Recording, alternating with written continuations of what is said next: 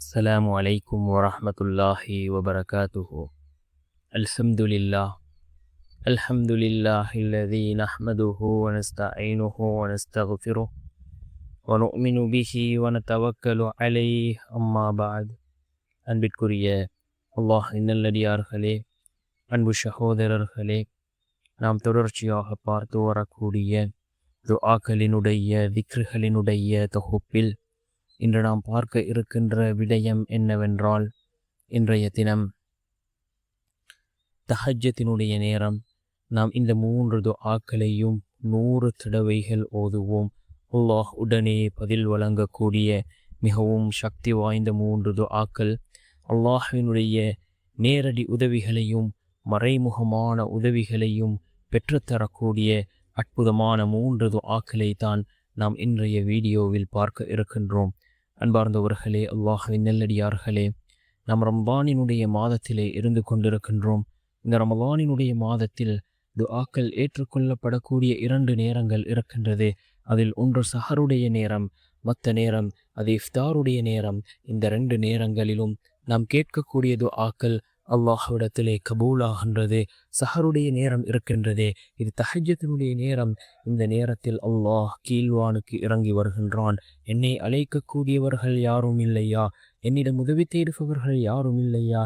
என்னிடம் ஆரோக்கியத்தை கேட்பவர்கள் யாரும் இல்லையா என்று அல்லாஹ் கீழ்வானுக்கு வந்து கூறக்கூடிய நேரம் இந்த தஹஜ்ஜத்தினுடைய நேரமாக இருந்து கொண்டிருக்கின்றது.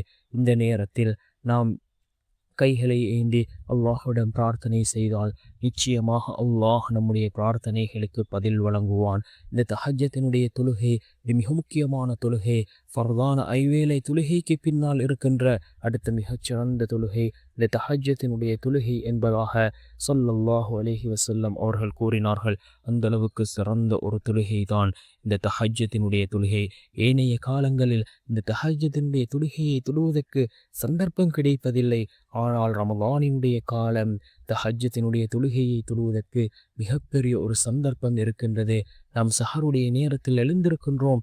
நாம் அந்த தஹஜ்ஜத்தினுடைய தொழுகையை தொழுது அல்லாஹ்விடம் பிரார்த்தனை செய்வோம்.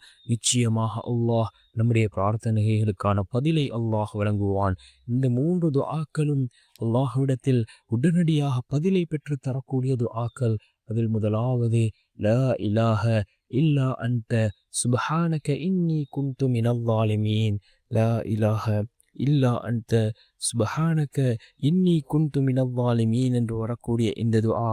இரண்டாவது ஹஸ்புனல்லாஹு வ நிஅமல் வக்கீல். ஹஸ்புனல்லாஹு வ நிஅமல் வக்கீல் என்று வரக்கூடிய இந்த துஆ.